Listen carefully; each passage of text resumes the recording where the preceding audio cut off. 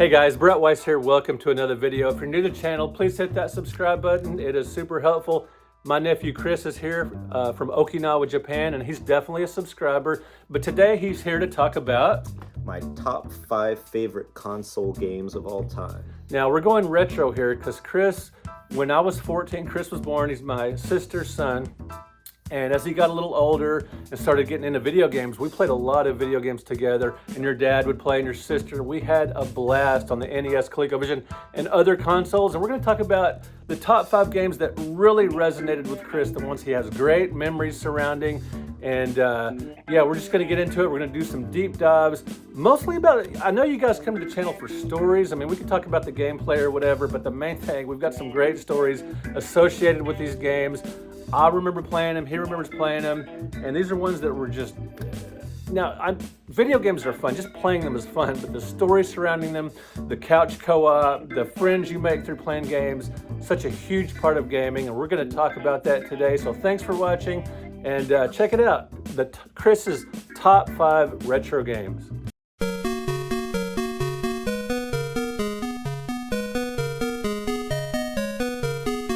All right, Chris, let's get to it. Top 5 retro games, and now are these going to be in any kind of order? More or less chronological order. Now, when the game came out, or when you remember playing when it? I remember playing it. Okay, perfect. So no pedantic chronology. Right. So trolling. in the comments, tell me everything about Chris that you don't like about the games he mentions. No, don't do that. Okay. You can. Hey, it's all about. Hey. If you comment, it feeds the algorithm, so it really doesn't matter what they say. Yeah, all your negative comments, I'm welcome. They're helpful. Right here. Yeah, I really appreciate it. So let's get to it. So let's start with your first game. Yeah, all right. The first game, and this would have been when you were still living at your parents, when I was a kid. Right. And the Smurf game on ColecoVision. Smurf Rescue in Gargamel's Castle. Rescue in Gargamel's Castle. To paint a picture for you guys, so in my bedroom I had a 19-inch color television set that I bought with my own money when I got a job at a barbecue restaurant. It cost me like $250, which is crazy because you can get like a massive flat screen for that now. And so yeah, I had a TV and I had a ColecoVision and an NES and television, all this stuff set up in my bedroom. And you remember Smurf Rescue in Gargamel's Castle? That's an interesting title because to me it's one of the most iconic games for the ColecoVision. Well, certainly it made an impression on me. I mean, not only because at the very end of the game, as you showed me, there was a trick to get Smurfette to sort of reveal more of her. She sort of took her dress off or lifted her dress or something, or it disappeared. I think it was just a glitch. Yeah, a little glitch. It's a pretty well-known glitch in the gaming community, but it's a funny meme, and it's pretty amusing. You know, that was pretty exciting. Yeah, it may be also the first game that I played to the end of. Yeah, it was kind of neat. So if you haven't played it, Rescuing Gargamel's Castle, as a Smurf, you're walking along from screen to screen. It doesn't truly scroll like in like real time. It's sort of like Prince of Persia. It's sort of the whole screen advances, or like Pitfall. But it was an early game that sort of helped establish the sort of platforming genre, and you liked it because you could actually reach the end. Exactly. I personally could reach the end. Yeah. Yeah, which was pretty uncommon with games of the early 80s and late 70s. Most of them didn't really have endings. They just kind of got harder and harder till you hit your head against the wall or threw rage quit or just... More like life. Yeah, right. They were more like...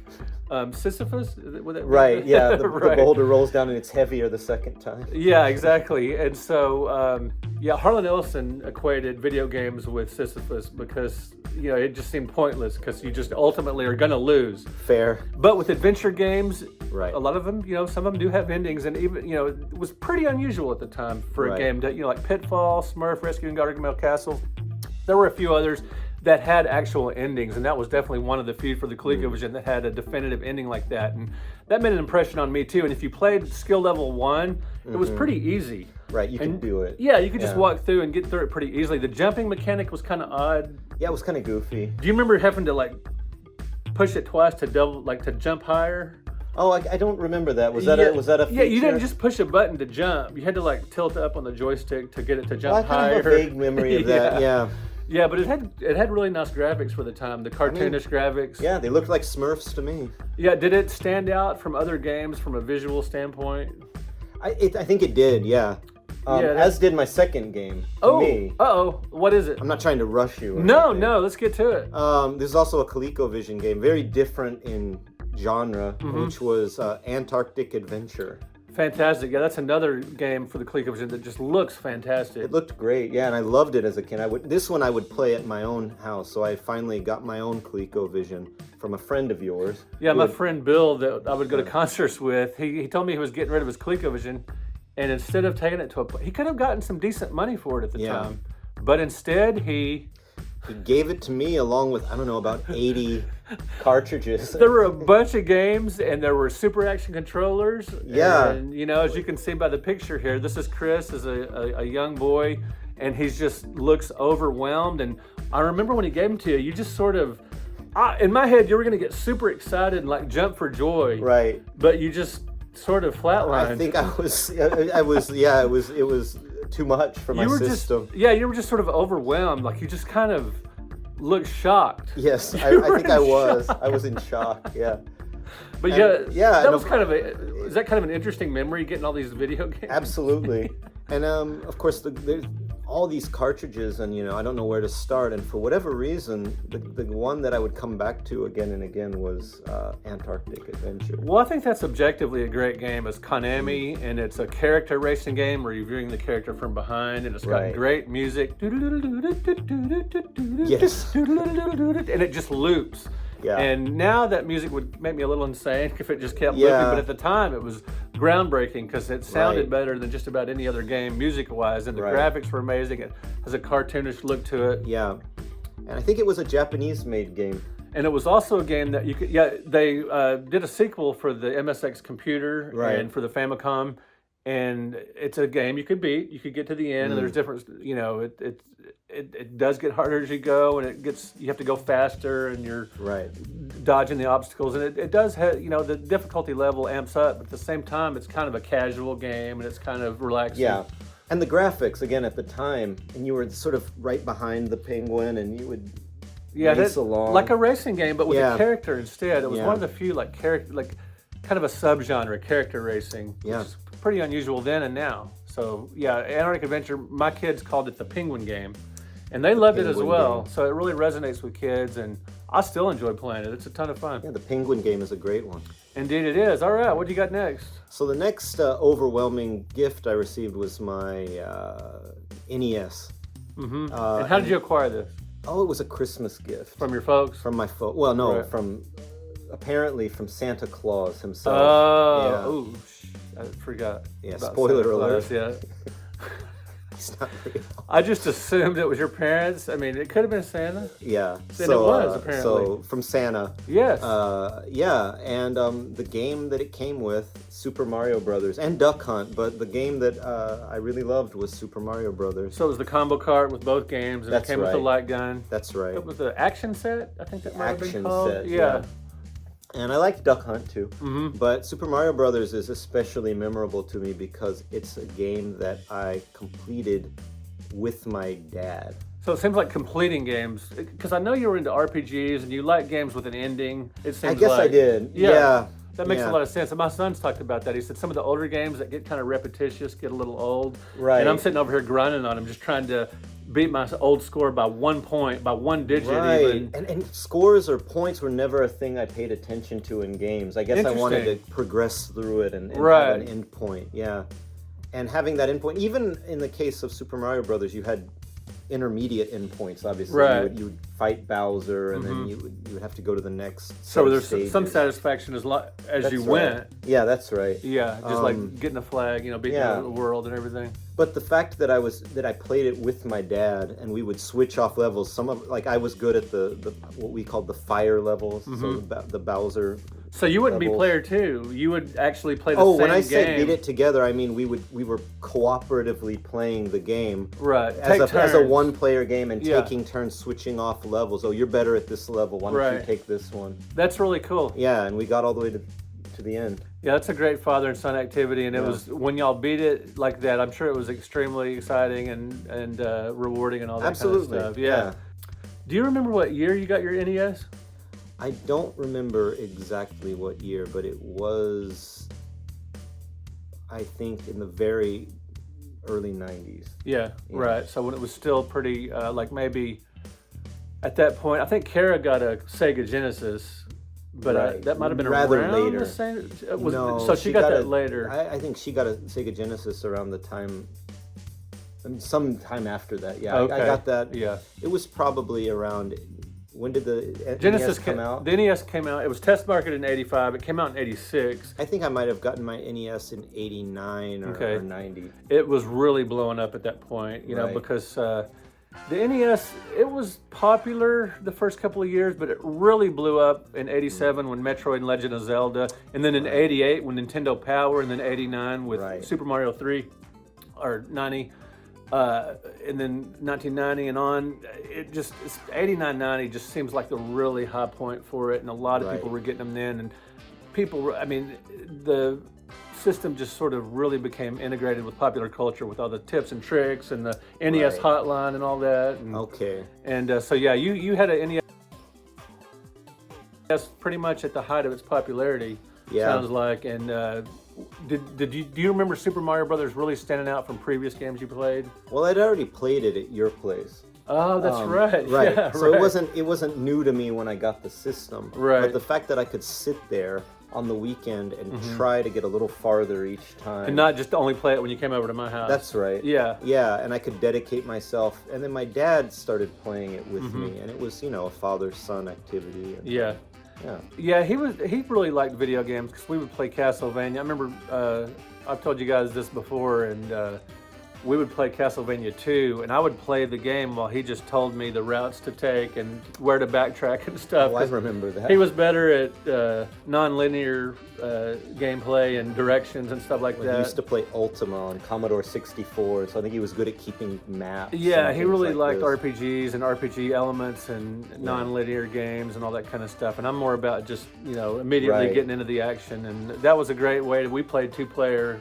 simultaneous with a one-player game. Yeah. It's kind of interesting the different ways you can play games two-player when they're a one-player game. It's kind of cool. Absolutely. Yeah, so I'm sure those are some great memories. And with me, with the NES, I got it in '87, as I've told you guys, for Christmas. But that was actually the first time I had played Super Mario Brothers. Oh, okay. Because at that point, I was 20 years old, and when I would get together with my friends, we would go to concerts or go to bars or I would have a date or something. We weren't like getting together to play video games. Right. We were doing other stuff. And unlike a few years earlier when I was playing ColecoVision, that would be, we would play ColecoVision together and swap cartridges and stuff. At this point, NES, I didn't go to their house to play Super Mario Brothers. So the first time I ever played it was my own. And I was completely blown away by it. I could not believe what I was seeing. Right. The open world nature of it, relatively speaking, the tips, the tricks, the secrets, the warp pod. I remember just walking along and just thought, what if I push down here? And I was like, whoa, it was, I've mentioned this before, but to me it was like the first time I read Alice in Wonderland. Or what's the full title of that book? Adventures in... Well, there's two Alice, of them. The first one, Alice's Adventures in Wonderland. Well, there's Through the Looking Glass. Is that the second one? The second one, I think, is Through the Looking Glass. Okay. I'm just trying to remember the exact, because it's Alice in Wonderland, colloquially, but I know there's a full title for the first book. Sure, your commenters will let you know. Yes, let me know in the comments. What's the full, because I don't have Google. I think it's like Alice's Adventures in Wonderland or something like that. Anyway, but yeah, that's the closest thing I could that book, that game just put me in another surreal world. Yeah. And that was a good comparison. And also Wizard of Oz, that kind of, where you just are completely swept away in this colorful, magical world. Yeah, I had that same experience. It's groundbreaking game, obviously, that changed the industry. What do you got next? You got it? Well, the next was, you mentioned non-linear games and RPGs and how my dad had always liked that. Are you good at writing scholar? Are you good at writing segues too? I'm good at writing segues. Oh, so let's see what you did there. Yeah. Anyway. Okay, anyway. It was Dragon Warrior. Nice. So speaking of non-linear games, Dragon Warrior came out, and I think I saw it in Nintendo Power, and it got on my radar. Right. And, they actually gave away it for a while through Nintendo Power. Gave away copies of Dragon is that Warrior. right? Yeah, it was a really. Oh, wow. There were a ton of that first game of Dragon Warrior print. You know, it's harder. It's easier to find the first game than the sequels because they made so many of them. Anyway. Right. So, yeah, I got a copy of Dragon Warrior, Dragon Quest, as it turns out to be known in Japan. Yeah. But Dragon Warrior here, and I got it for Christmas. I asked for it, and I got it, and it was kind of expensive if I remember correctly. So I could either get $50. I was either allowed to get 2 cheap games, or I could get 1 expensive game, and I chose an expensive game. Well, you made a good choice, because oftentimes, if you're going for the bargains, at least back in the 80s, a lot of times that wasn't it wasn't the best very way to good. go. Yeah. But that was my first ever RPG, and as you know, I sort of became someone who liked RPGs, both video game RPGs and tabletop RPGs. I remember when y'all had the store, and I asked my dad, "What is Dungeons and Dragons?" And he told me, "Well, imagine Dragon Warrior, but without the screen." And I found this was so mysterious to me, what that could possibly mean. And I remember when Mike, your dad, I've told you guys we shared it. We co-owned a business together, a couple of comic book stores back in the early '90s, and you would, sometimes you would need to be at the store because you were a young kid. Couldn't be at home by yourself, and you'd hang out at the store, and Kara would hang out at the store. You would sit and look through role-playing game books, and just sort of read the rules. And I read so many role-playing game rule books before I ever played one tabletop RPG. What appealed to you about those?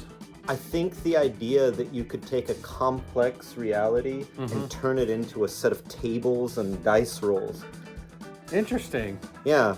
I think this is sort of, I like science and math, and something about it was, you can take all this chaos, sort of like video games. You can take it and make it into this miniature world that follows rules and has patterns to it. I wonder if that has a deeper philosophical theme and a tie into the real world where, it's chaotic and we all try to make some kind of organized chaos out of it. Yeah, a little pocket of through organized societies and jobs and all that kind of stuff. RPGs. Getting metaphorical and also very philosophical dive into Dragon Warrior. But Dragon Warrior was a big one for me. Yeah, and apparently it was a big game for your dad and your dad's friend. Oh yeah, who happened to be a pretty well-known artist.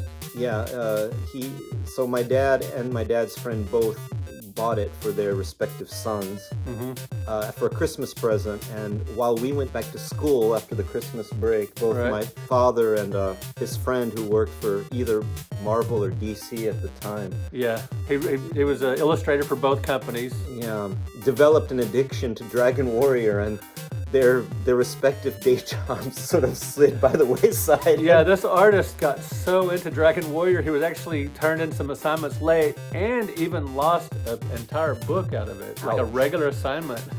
So many years later, when I started living in Japan, I was living in Japan, and at the time, pre-smartphone era, you had the flip phones, but they had cameras and everything. Right, those little pixelated photos. Yeah, and there was a big battle in the two big phone companies in Japan at the time. One company had a free version of Dragon Warrior, and the other had a free version of Final Fantasy, the old NES Final Fantasy. That's cool. And I got the Dragon Warrior phone, and I told my mom, "Hey, I've got the Dragon Warrior on my phone," and her comment was, "Be careful."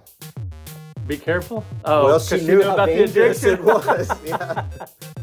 That's hilarious. Yeah, so to me, an addictive video game, it means one thing. What? It means it's a great video game. Absolutely. I don't know any terrible video games that are super addicting. No. But there's some really great ones. I mean, it's just these games that are so... And it's different than like an addictive slot machine that's just sort of like being almost sinister. It's basically just means it's really, especially the older games, it's just really well designed and really well made and a lot of fun. And you mentioned games that have an ending. So this is the difference between these games and like EverQuest or some, later on addicting type of game. There was an ending. You could get to the end of Dragon Warrior. Did you beat Dragon Warrior? I completed Dragon Warrior. Yes. Nice. Oh, that reminds me. You may recall that the way the save games worked back then was that there was some sort of a battery inside the cartridge, and so there were 3 save slots in Dragon Warrior. My dad had one of the save slots, and I swear it was an accident. One day when my dad was at work or at school or wherever he was, I accidentally saved over his save game, and my dad had, failed one of his classes in order to get this far in Dragon Warrior, and What was his reaction? Well, the long-term reaction is that he believes I sabotaged his progress because he had gotten farther than I had gotten than him. And the short-term reaction? I think that the trauma of the memory, I've erased it. I don't know. I can't remember. Well, he wasn't happy. When Ryan was little, he erased my progress on Maximo Goes to Glory, and that's a notoriously difficult game. Yeah. And I was really far into it, and he erased the progress. And I took it in stride. I love the game so much, I just started playing it and got to that point again. Okay. And then I think my dad never played Dragon Warrior again. I think that might have been... That kill, you know, yeah. I could see it having that effect because you put so much time into it. Absolutely. You know, there's some. I was reading a Facebook post by a friend of mine the other day, and he had like 300 or 400 hours in a game. Yeah. And his kid had raced it somehow. I mean, there's different ways to say progress now. You know, if it was on the hard drive of the system or on the cloud or whatever. But somehow this kid eliminated that progress. Ouch.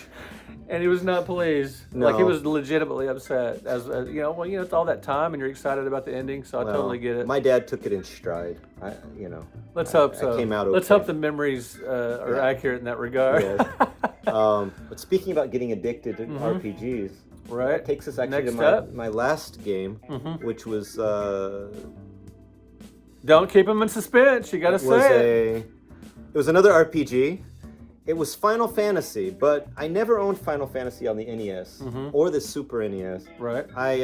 My first Final Fantasy game was Final Fantasy VII. Ooh, yeah, a lot of people cite that one as their favorite, or at least one of their favorites. It was a huge part of my teenage life. What was so great about it? What was so great about it? So when you started playing, the musical score was impressive. You immediately were immersed in the story. I think the story, one of the characters in your party dies. Yeah, famously. It was one of the earlier games where a character died and stayed dead, and it had like a real emotional impact. That's right. Yeah. Yeah. An excellent nemesis, Sephiroth, who had a leitmotif. So when you fight Sephiroth at the end, there's a song there's a choir singing about Sephiroth. And your Cloud Strife. Yes, that's right. I love that name, Cloud Strife. That's just cool. Yeah, absolutely. So I don't know, I love that game. Another game my dad was very fond of, but my dad never completed it, because he was obsessed with breeding the perfect chocobo. Right. So now, how did you acquire Final Fantasy VII and the PS1? That's a good question. If I'm not mistaken, they both were Christmas presents. So it was your PS1? It was my PS1, right. Yeah. That's cool. And I asked for Final Fantasy VII for Christmas, and I think I played it throughout the Christmas winter break that we had that year. Yeah. I'm so lame. You know what sold me on getting the PS1? There were two things. Number one, the first price drop. Because I'm usually a late adopter. I like to get a bargain. You're vintage. You're retro. Indeed. Yeah. So when it went down to, I think it was like 150. I think that might have been the first price drop. I don't remember. Or the second price drop. Whatever the case, I think I paid $150 for it. And but what really sold me on the system were Namco Museum 1 through 5. Excellent. I saw these at Toys R Us, and they had all 5 of them. They were $50 each, which seems really expensive. Yes. But they were $50 each, and there were like 5 or 6 games on each one. But they were arcade classics. And I had read that they were, instead of just being, accurate ports, they actually used the same coding and everything. So they were the games. Right. And that was really the first time you could play the exact arcade game at home. The exact arcade. So it was the same code for the arcade. Yeah, it wasn't just a super accurate port. It was the game. Wow. That convinced me that I needed a PS1. So, among all the and of course I love Crash Bandicoot, and there's all these other great Ridge Racer, I really loved Rage Racer, straightforward racing game. I love that game, but a bunch of stuff for the PS1. PS1. I'm gonna just throw in a 6th game in there. Yes, let's do Twisted Metal. Calling an audible, one of the most emblematic games of the PS1. As a matter of fact, I might put it on my PS1 Mount Rushmore. Was Twisted Metal. Twisted Metal. That was some fun. It was, and it seemed, today, you look at Burnout and all this stuff, Twisted Metal might seem tame, but when it came out, it was amazing. You're just bashing and crashing, and it's just so chaotic. And yeah, these wild characters, and the vehicles are all weird, and there was that kind of, there's some kind of a clown car or an ice cream yeah, truck and that was on like the cover of one of the games. That's right. I think yeah, that might have been the cover of the first game. Might have been. Yeah, it's been a long time since I played Twisted Metal. But that was a great game to play with your friends, and you play in person. Once upon a time, you played multiplayer games in person. Couch co-op, yo. Yo. And Twisted Metal, but so many people mention that game as one of the first. They talk, like, Spyro the Dragon, Crash Bandicoot. There's so many PS1 games that people think of first, and Twisted Metal is typically right up there at the top. Absolutely. What great memories with that game. And then the Twisted Metal Black later was great, and some great sequels. So yeah, anyway, there you go. We ended up doing 6 games. And it only took us half an hour. Is that it? Probably could have done this in about 7 minutes. But so here they are. Yeah. Anyway, so guys, let us know in the comments, what are your top 5 games of all time? What are the 5 games that just really resonate with you? And you can cheat like Chris did and throw in a 6th. Right, and you don't have to put them in chronological order, but you can do whatever the heck you want. Yeah. Because it's my channel and I'm giving you permission. I want to thank all you guys for watching my videos and for commenting, liking, subscribing. It is super helpful. Chris, I hope to see you again. You're going to come back Thanksgiving? Yeah, I'll be here for Thanksgiving. All right, so maybe we can play some games and shoot another video. Shoot some hoops, shoot a video, and shoot the breeze. The breeze. We'll be shooting. This is a G-rated video. Shoot the schnikey. Yes. All right, guys, we will talk to you in another video. Thanks for watching. Thanks.